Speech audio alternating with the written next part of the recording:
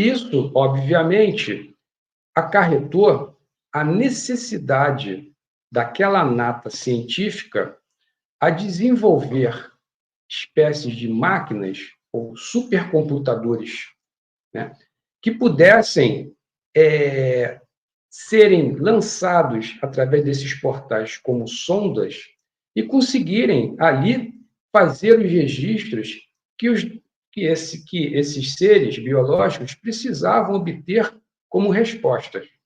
Bom, como eram outras realidades paralelas, outras constantes temporais, ou outros universos com constantes temporais diferentes, é lógico que esses supercomputadores teriam que ser supercomputadores quânticos, computadores que, pelo tipo de energia que se apresentava do outro lado, eles precisavam processar informações de repente, numa velocidade de 100 bilhões de terabytes por segundo, por exemplo.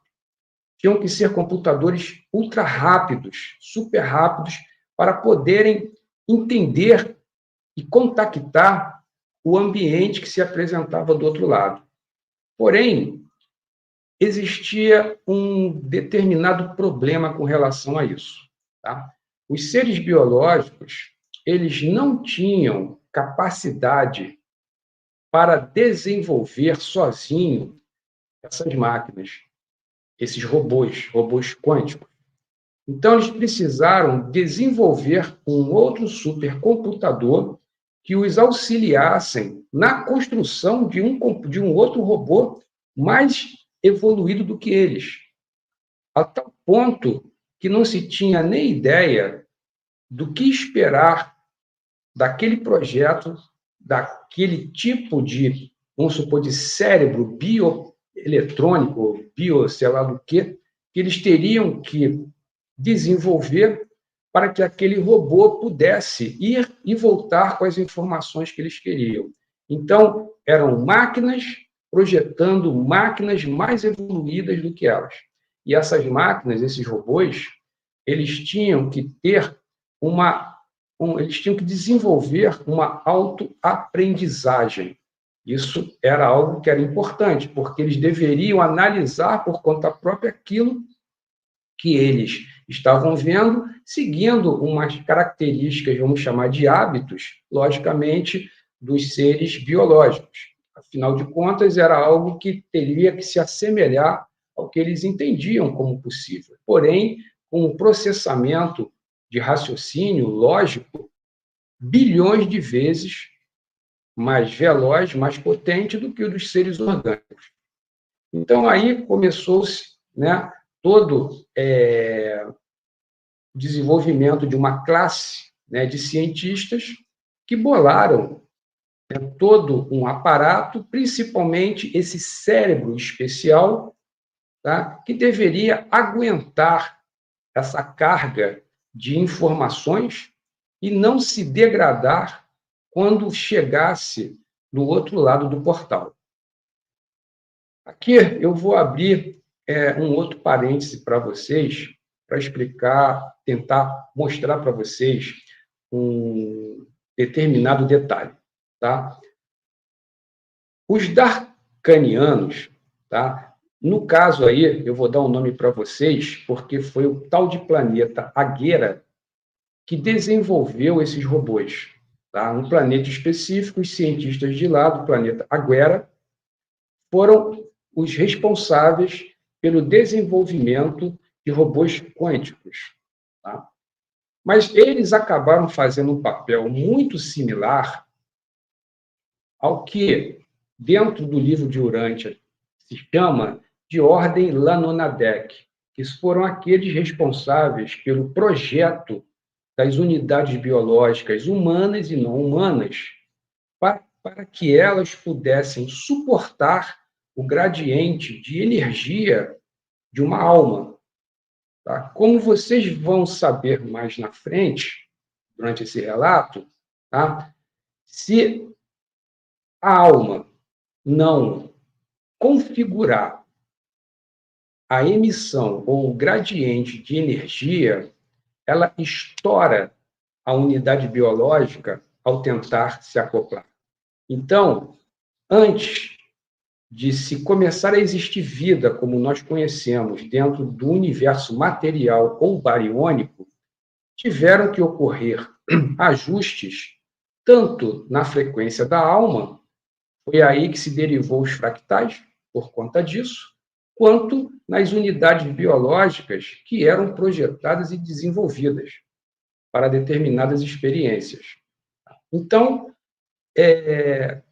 o corpo humano, a unidade biológica, se ela não é ajustada, ou a alma que vem também não faz um ajuste, era semelhante a você ligar uma torradeira de 110 volts em 220.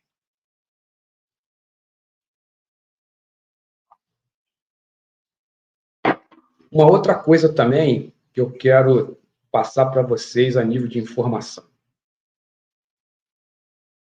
Uma alma, um fractal de alma, vem de uma estrutura imaterial, uma estrutura em que a energia ela se comporta diferente do que nós entendemos como energia aqui na matéria, no universo bariônico de bárions, que é um elemento que se encontra em abundância dentro do nosso universo. Tá? Então, o que acontece?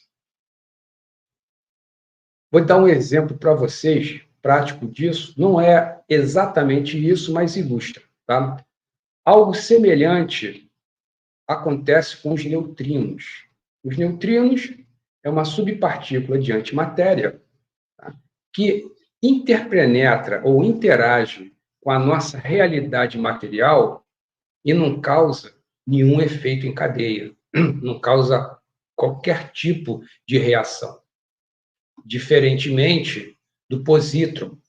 Tá? O positron ele acabou sendo verificado através de satélites nossos artificiais que estudavam a atmosfera do planeta Terra e, numa determinada ocasião, por conta de uma grande tempestade que estava localizada num local do planeta, que eu não me lembro, esses satélites estavam ali fazendo as leituras do que ocorria na atmosfera e eles conseguiram, né, relatar ou verificar, tá, a passagem, a inserção de um positron atravessando vamos chamar, uma malha, ou essa membrana brana, né, que separa a realidade do positron como antimatéria da nossa, e entrando, basicamente, na nossa atmosfera.